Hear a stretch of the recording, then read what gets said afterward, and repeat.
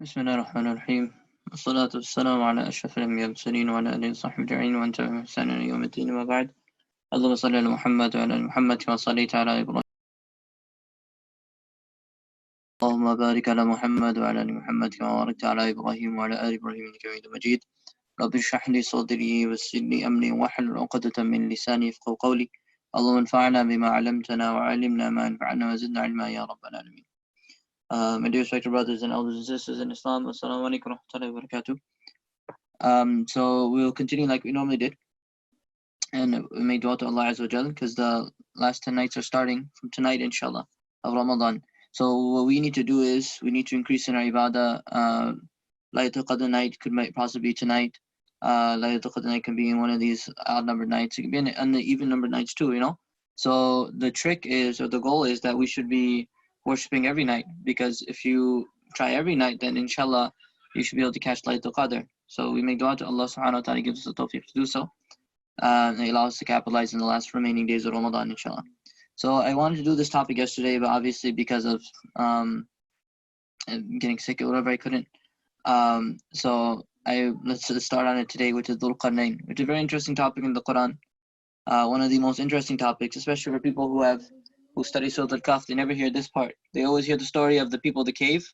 They hear Musa alayhi salam, Khidr alayhi salam, like we did before, but they never hear about Dhul Qarnayn, which is what I found is it's sad, and I understand why certain people don't like to talk about it, because of it's just a confusing topic, and we'll get into it, inshallah. It'll clear up by itself.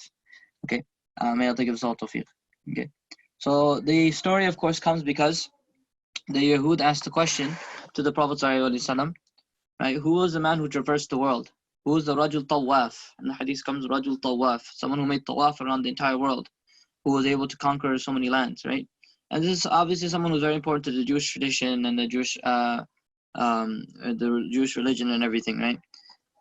So, and in another narration we find that the Prophet ﷺ was asked, a prophet that was only mentioned once in the Torah, right? And the word they're using, Nabi, here, if you're going back to the actual place where they mentioned in the Torah about Dhul Qarnayn or whatever, the man who, the one of the two rams, right? They call him more like a Messiah, a savior. So I wouldn't call him a prophet, although in our narrations comes as a Nabi. They were really referring to a person who was prophetic to them, someone who was like prophetic, like someone so amazing. He was almost like a prophet. Okay, so having said all those things, right, the bearer of the two horns is what Dhul Qarnayn means. Okay, the word Dhul Qarnayn, it means the one who bears, who has two horns. Okay, so now I'm gonna go on like an interesting tangent. Okay, an interesting tangent here. Okay, so what are the two horns? Because everyone's wondering, like, oh my God, these two horns are really cool. Let's hear about them. Okay. So does it mean the east and the west? A lot of scholars have said that those two horns, the one who possesses the two horns, means that he possesses the east and he possesses the west. Does it mean Persia and Rome? To the fact that he conquered both Persia and Rome, okay? Because those are also two horns, right? Does it mean that his helmet has horns on them? I mean, your guess is as good as mine, you know? Does it mean that his hair is in two ponytails, like Imam Hassan al-Basri rahimahullah ta'ala has said, that I think his hair is in two ponytails, that's why they call it Dhul Qarnayn, and he was the first person to wear a turban, mashallah, okay? Or is it the fact that he fought with two hands and rode on a horse with his feet? So he could ride the horse with his feet and he could fight with his two hands at the same time. And you're thinking I'm joking about that one. I'm not joking about that one. That's literally written in the books of tafsir. This is possibly the reason why it's called Dhul Qarnayn, okay? As hilarious as it sounds, that's literally what they came up with. So what I'm trying to get my point across here is that we don't really know, we don't have a really good reason as to why it's called Dhul Qarnayn, okay? So then what does this produce? It produces an entire, like, this grab bag of trying to go through history and grabbing whatever we can find. Say that this person looks like he should be Dhul Qarnayn, or that person looks like he should be Dhul Qarnayn, or this person should be Dhul Qarnayn. Is he Alexander the Great? Is he Cyrus the Great? Is he Darius the Great, right? You're going to find all these different opinions about who he was. Is he Confucius? Is he the Buddha? You know, is he Jackie Chan? You know, he came from the east to the west, you know, like who is this guy? So we're having all these questions about who this person is, okay? And so while we're on that, if we're on this tangent, let's just keep going, right? You know, how many kids went into the cave? Right, if we're talking about Surah Al-Kahf, let's ask the question about how many kids went into the cave. And you'll be like, Sheikh, we don't know how many kids went into the cave. Allah subhanahu wa ta'ala told us in the Quran not to ask this question. Oh yeah, really? Okay, so let's try it. Where were the two gardeners? You know, like the two gardeners, which is also, it's the second story of Surah Al-Kahf, right? Where were they? What were these two brothers? Were they neighbors? Were they brothers? Were they best friends? Like, you know, can we get an idea about them? Oh, but Shaykh, we shouldn't be asking these questions, right? Oh, where did Musa and Khidr meet? Where was Majma al-Bahrain? You know, and what kind of fish was it? Was it like was it a Bengali fish? Was it like, you know, like a romas? Was it, what kind of mas was it? You know, what kind of fish was it, right? These types of questions that we're asking, all of them Allah subhanahu wa ta'ala throughout this, you have to remember this. Surah Al-Kahf as a surah, Surah Al-Kahf has the most ajib stories, okay, that have some historical basis, but we can't picture or identify or accurately say that this is exactly how it happened, this is what happened, this is what happened. We can't say that. The surah was designed like that. The surah is legit designed like that. All of them have this legendary type of story in them. The history is still like wondering, did it happen or not? Is it there or not? Where did it happen? And Allah subhanahu wa ta'ala left all those questions ambiguous, okay? So, and I'm mentioning this because you're thinking this is all jokes and funny stuff, you know? But like, we have pages upon pages of the Mufassirin going on about, he definitely is Alexander the Great. Because why? Because of, like, you know, he was really great and he went right and left, he went east and west, whatever. You know, it's like some weird like NBA type of thing, like, you know, east and west, whatever. Like, and they talk about the Ashab al-Kahf. Like, okay, so the dog definitely was a guard dog, or he was a farming dog, or he had this type of stripes, and the fish has a bite in it because Musa alayhi salam and Yusha alayhi salam got really hungry, so they took a bite out of the fish here. And like, you know, Khidr was like, you know, and all these different points that we're making, as if these points are really important to these stories. And I have to ask everyone that's listening, are these points actually really important to the story? Is it really going to develop the narrative? Is it really going to develop the point that Allah is trying to get? Allah subhanahu wa ta'ala says, Rabbi a'lam bi'iddatihim ma ya'lamu illa qaleel. You don't know anything except for a little bit. So Allah ta'ala knows. This is the point of the surah, by the way. Because why? At the end of times, near the Qiyamah, what's going to happen is what? People are going to be so concerned with details. Everyone's going to be concerned with details. They're not going to be concerned with lessons anymore. People just want to know about, oh, what's the interesting point about this? Also, that's cool that you're telling me about Akhirah and Jannah, Jahannam, but can you tell me the interesting points? I want to know some interesting details. And that's great. You know, if you want interesting details, the Bible's full of them. The Torah is full of them. The Jews and Christians have filled their books with interesting points. You know, have fun, go through them, mashallah, you know. But like, if you want actual substance, you want actual deen, you came to Islam for that purpose, right? We came here for that. And so the people at the end of times are going to be concerned with all this stuff. You're going to see all these famous speakers on YouTube, whatever, talk about Ya'juj and Ma'juj and try to get really famous and talk about all these controversial things. People like controversy, right? That's what we're all in love with. We like to hear about controversial things because it just makes us feel so excited, right? Oh, there's you know, like, I'll never go to the masjid for Maghrib Salah. But if there's a fitna at Maghrib, I'm going for the fitna, you know? Oh, there's a moon sighting controversy, I'm out, I'm going to the masjid, you know? So we're so obsessed with these small little things because we like those things that like, okay, that was different, that was new. And that's not what the story Surah Al-Kahf is about. Surah Al-Kahf is about people who are what? The Surah Al-Kahf is about people who are awliya, okay? There's about stories about people with awliya. The boys of the cave, the Ashab al-Kahf, were awliya of Allah subhanahu wa ta'ala. They had no control over their environments. Looking at the gardeners, one of them was a wali of Allah. The other one was like a Muslim who was like on the fence type of Muslim, right? So he's trying to help his Muslim friend come back to Islam, right? If you're looking at Musa alayhi salam, Khidr alayhi salam, they're both awliya of Allah, right? Nabis, Anbiya, of course, friends of Allah, and they're on the quest of knowledge, you know. So like this surah is all about friends of Allah subhanahu wa ta'ala. And I want everyone to remember that at the end of times, we're not going to have prophets anymore. These are all just awliya of Allah, just friends of Allah subhanahu wa ta'ala, trying to live in according to Allah Ta'ala's deen, right? So we're just trying our best here.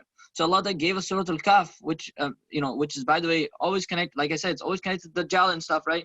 And it's always connecting us to the end of times, because this time we really need this surah. We desperately need this surah, okay? So if the boys of the cave, so let's get back to our topic now. The boys of the cave were friends of Allah Ta'ala. They had no control over their environments, right? These boys could not do anything about their time. All they could do was retreat to a cave and hope for the best, right? They literally just went into the cave and retreated and submitted to Allah subhanahu wa ta'ala. What about Dhul Qarnayn? This is a story of a wali who has full control over his empire. Okay, whoever he is, doesn't matter who he is. It really doesn't. You know, some scholars really try to argue about how it's important to figure out who he was. That's great. You can spend your time reading the books of tafsir and figuring it out. That's fine.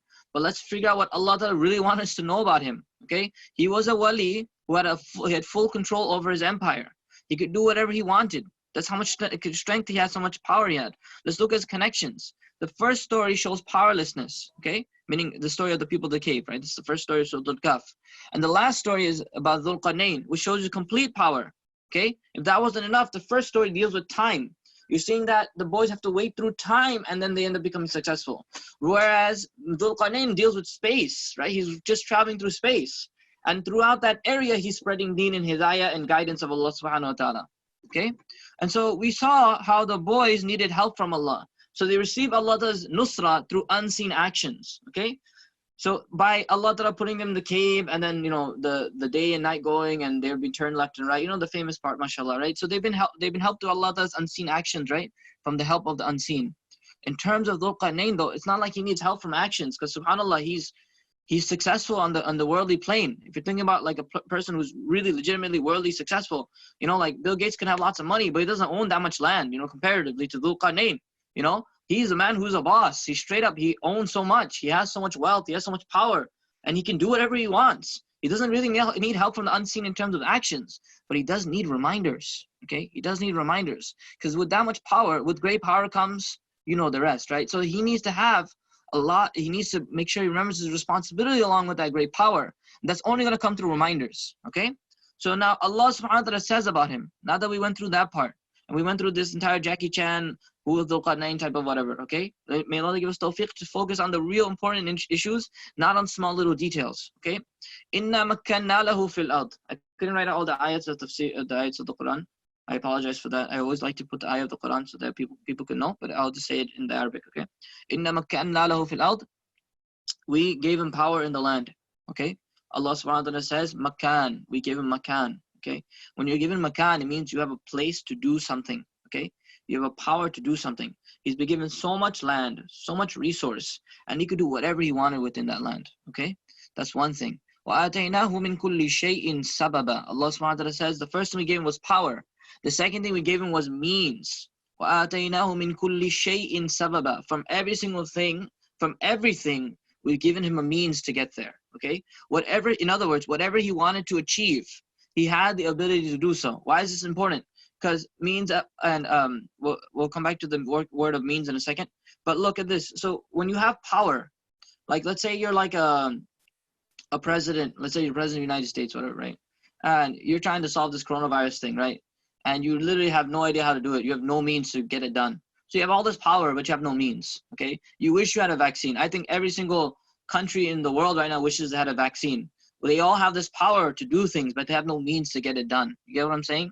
And sometimes you have means, but you have no power to get it done, right? So now look at these people who are working for the CDC or the World Health Organization, right? They would love to, that people would do social distancing as much as they could, right? They would love to provide for every single person in the country so that way they don't have to even go outside anymore, right? So that way the virus can die on its own, right? They have all these means, meaning this knowledge, but they don't have any power to implement it, right? So you'll find in the story of Surah Al-Kahf, by the way, Musa alayhi salam, someone who has so much means, but he has no power, right? And you're finding again the boys in the cave, right? They have so much means, but no power, right? And then you find that the gardener, one of them has so much power, but he has no means. He's straight up, he's not a smart guy whatsoever. But you're finding a story at the end about a man who has both power and means.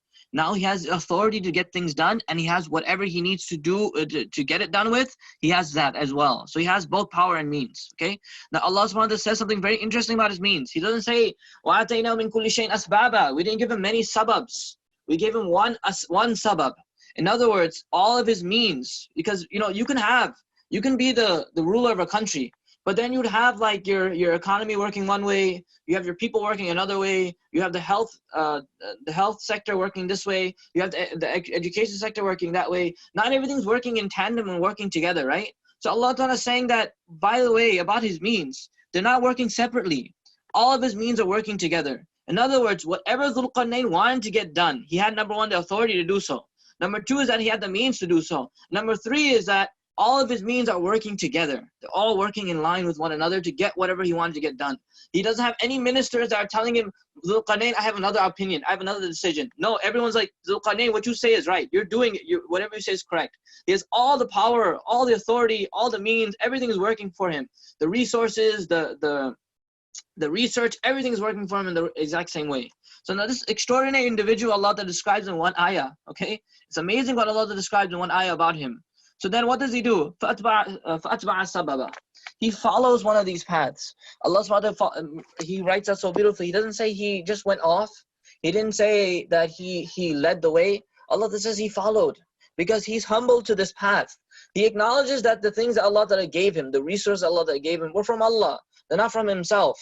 So he humbles himself to follow these ways that Allah Ta'ala has given him. So he's humbling. He's humbled. Maybe he's Hanbali, mashallah. I don't know. Okay, so he followed this path very beautifully, mashallah.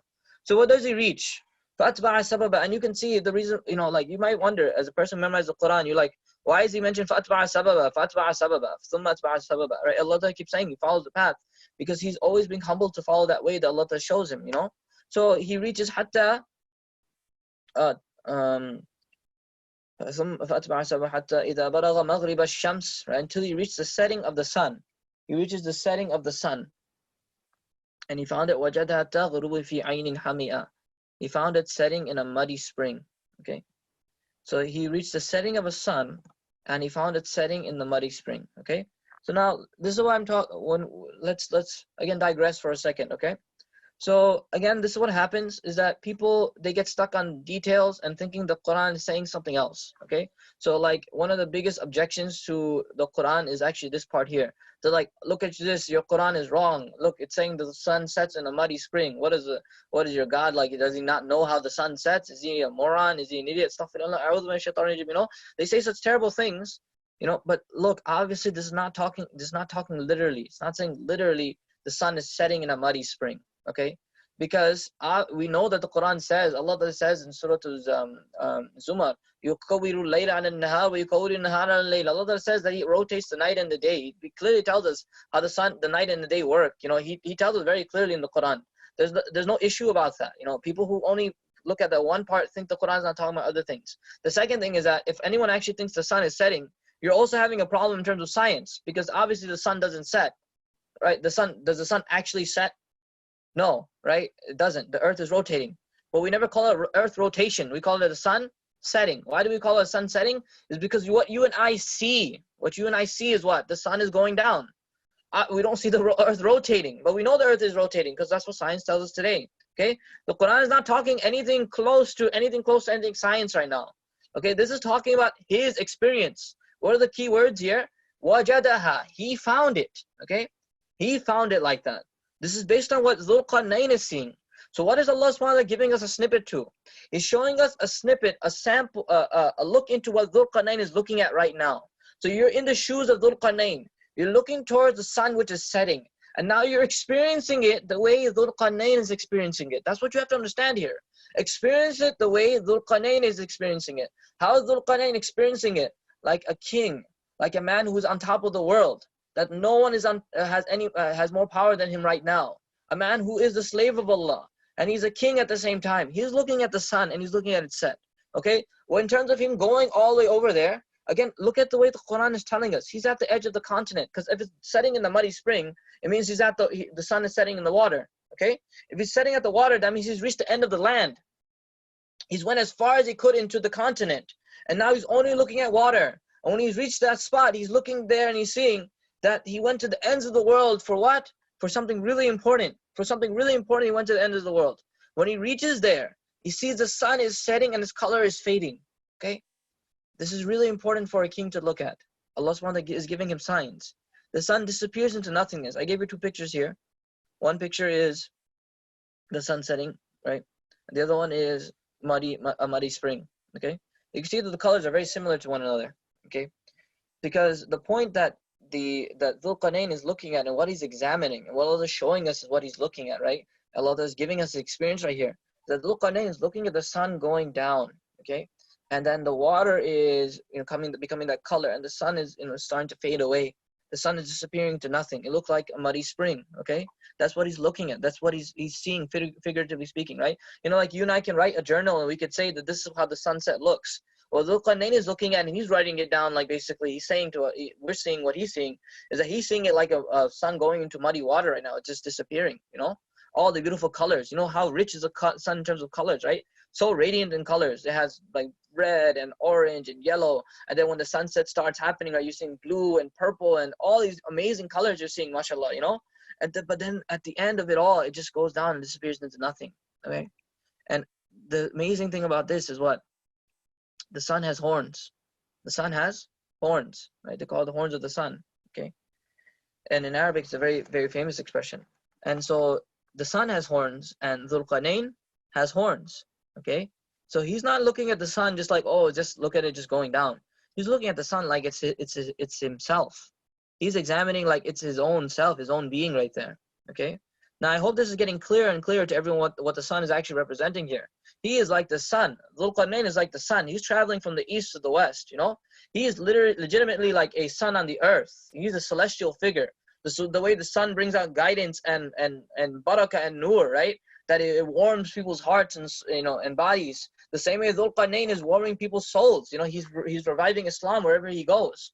He's doing his job as a Muslim and as a king. You know, he's making sure to fulfill all his responsibilities. He is legit a living and walking and breathing sun on the ground. Okay? He's exactly like the sun. So he's looking at it. He's like, I'm Dhul Qarnayn and the sun is Qarnayn too, you know? I have horns and it has horns. And he's looking at the sun thinking, my God, the sun will set one day. He's experiencing the sun in a very interesting way as a king. The sun will one day go away. And where did he see it set? He saw it set in a muddy spring.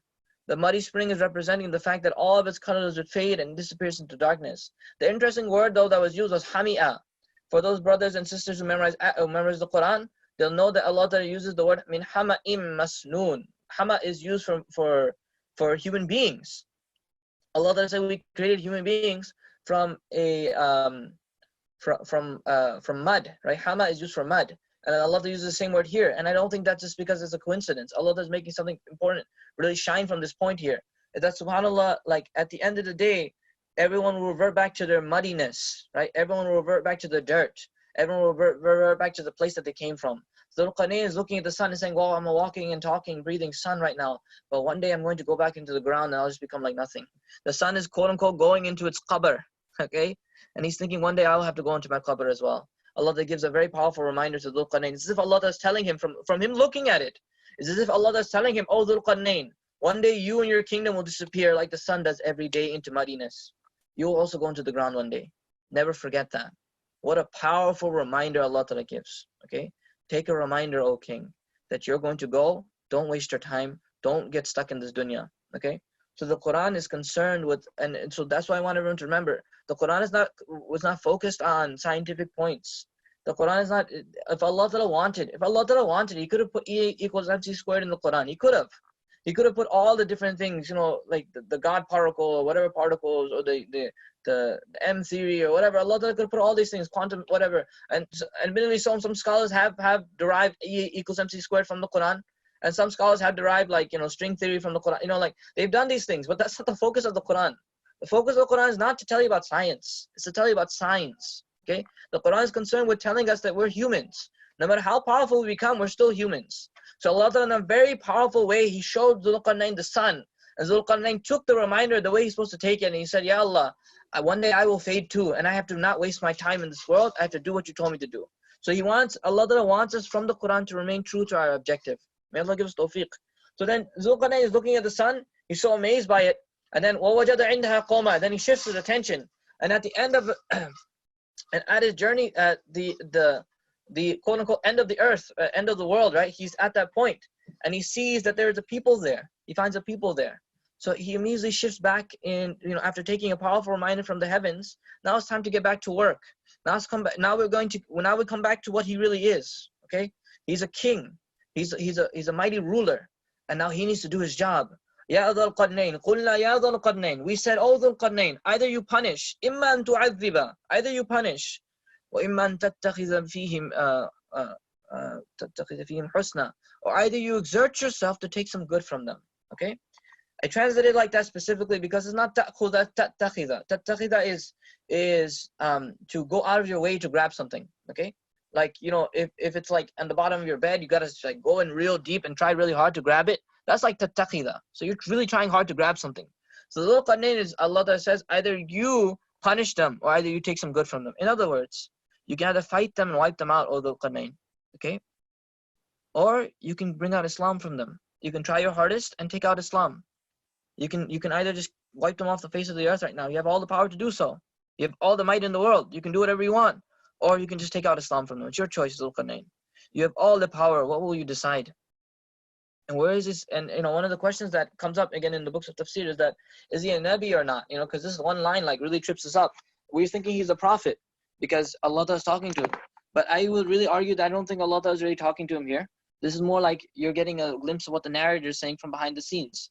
Allah subhanahu wa ta'ala is just giving you a glimpse from the unseen of what's happening. So Allah does, and so where is he hearing this from? He's hearing this from his heart. Okay? So the Prophet ﷺ said something really interesting.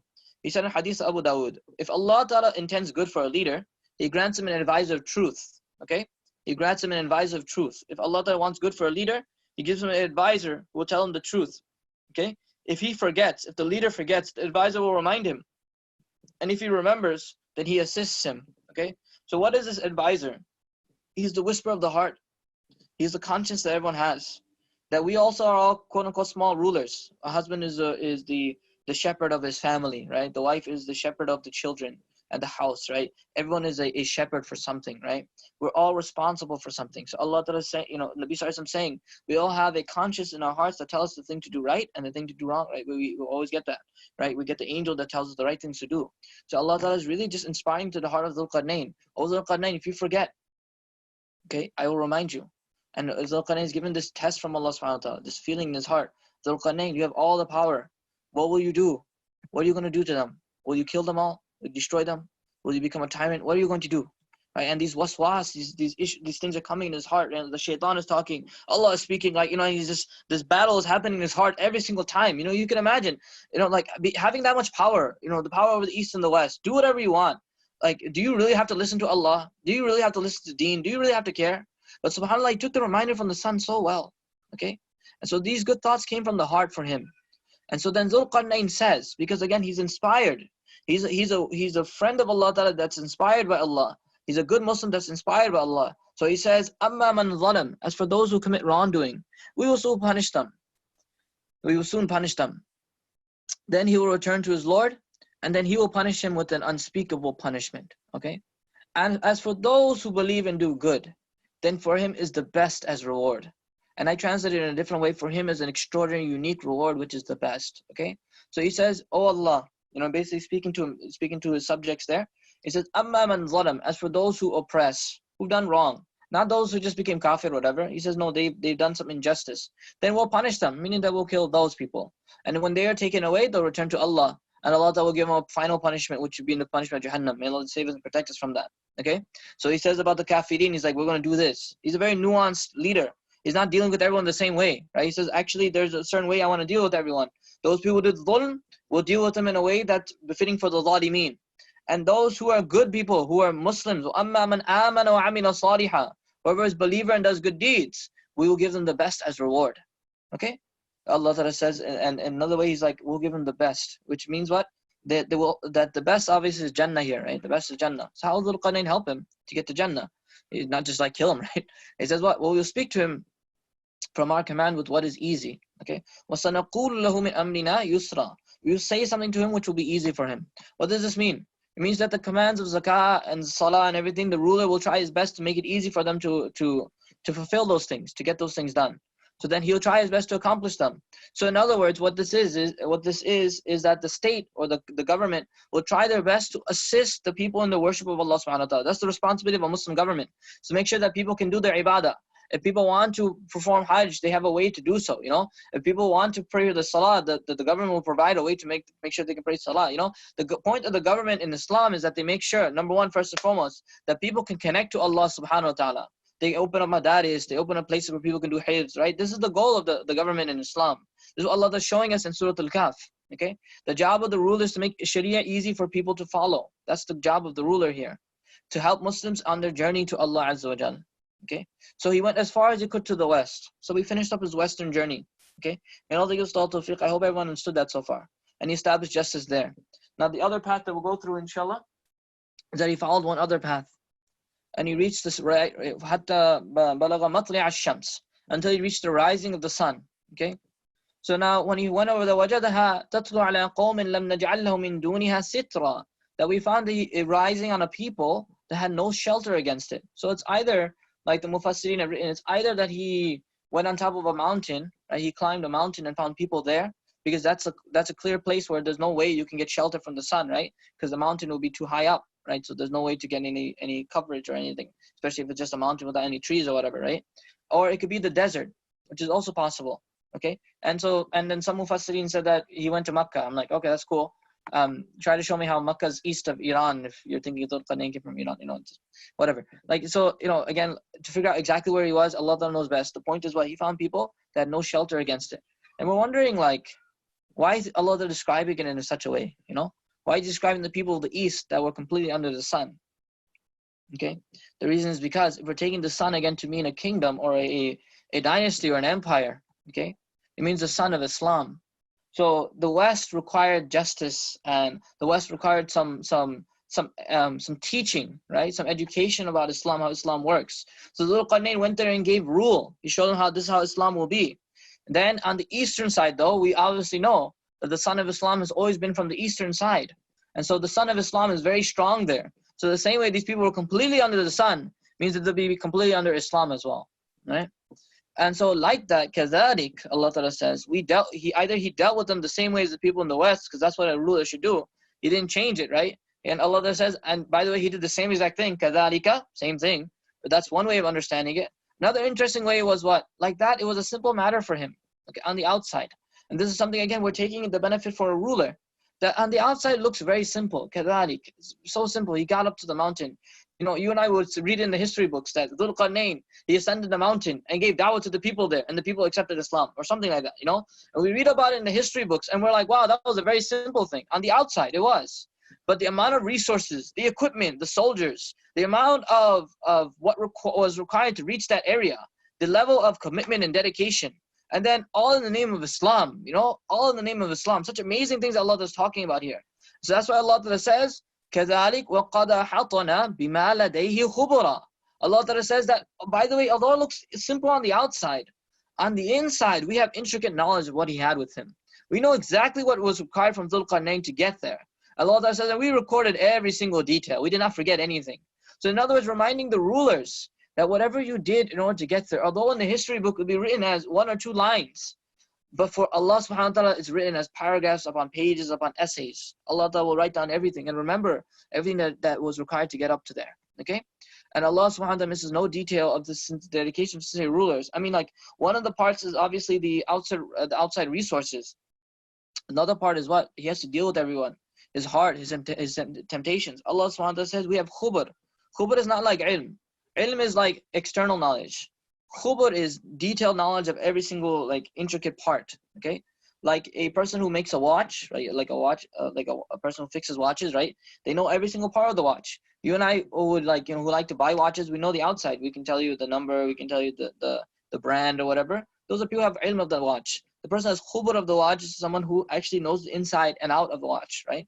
You and I can describe a phone. A phone does this and this, but the person who made the phone would have very good khubr of the information of the phone.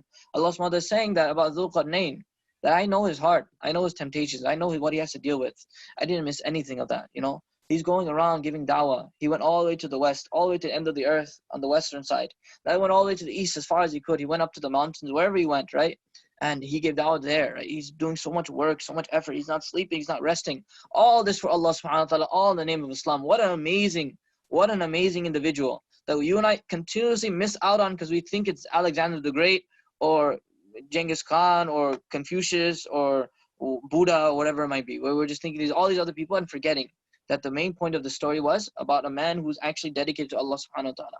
So finally he took another path, and I wish we had time.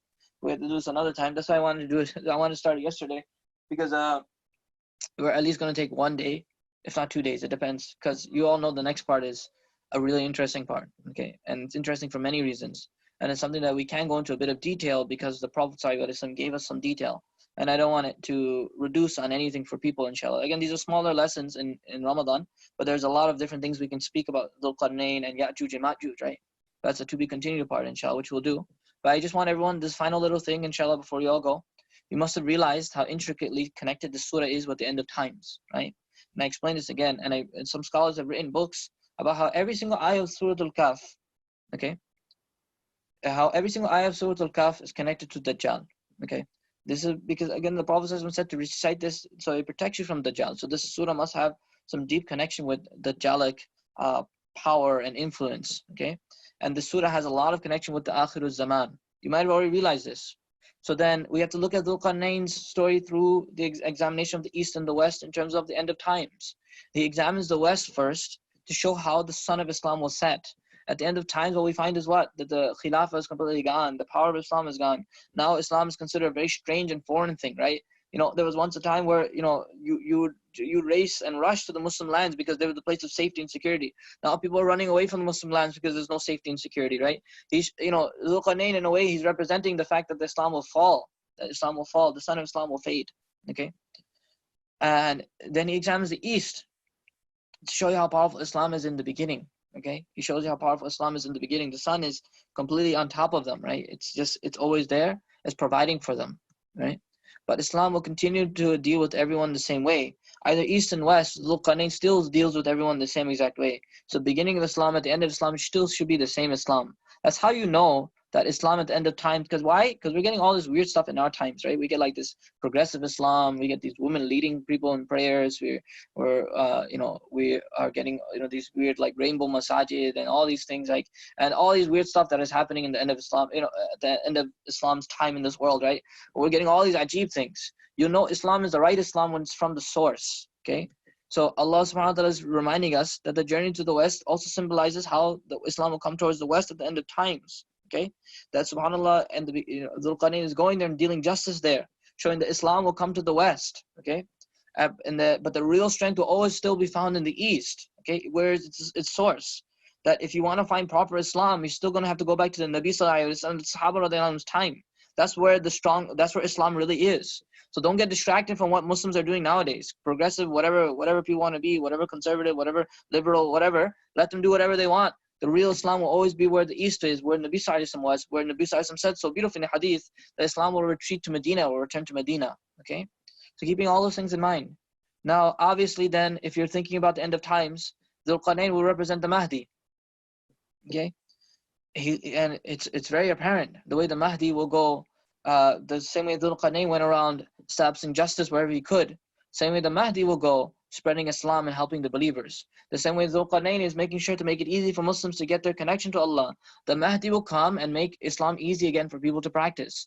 Right now we're having a really hard time. It's like holding on to coals, right? It's so difficult to be a good Muslim in this time. And may Allah reward every brother and sister that throughout Ramadan they're trying their best. Even this quarantine time, they're still worshipping Allah. And those brothers and sisters that started the i'tikaf or going to start the i'tikaf because they still want to worship Allah subhanahu wa ta'ala, may Allah reward you. You know, it's a hard time. The Prophet ﷺ reminds us in the hadith, he tells us that the reward of those people who practice at the end of times, hadith al-Tirmidhi, those who practice at the end of times, the Prophet ﷺ told the Sahaba, they get the reward of 50. And the Sahaba radiallahu said, Ya Rasulullah, you mean 50 of them? The Prophet ﷺ said, no Sahaba, 50 of you. That they'll get so much reward because they have no prophet to lead them, but they're still following the deen of Islam. May Allah reward every brother and sister, mashallah. Okay? So the Mahdi will do the same exact thing Dhul Qarnayn is. So Allah gives us a very beautiful surah, and we're at the end of the surah, Allah shows how the end of times will basically wrap up with the Mahdi coming, inshallah. Okay? And if you don't believe me, you know, if you're like, oh, this is some weird stuff, right after the Mahdi, literally, right after the Mahdi is what? Is Ya'juj and Ma'juj. Okay? What is the next part of Dhul Qarnayn? It's Ya'juj and Ma'juj. Okay? Allah Ta'ala knows best. I'm not going to say I claim that this is exactly what Allah is saying. I would never speak about the Quran without any knowledge, you know. But come on, you know, like we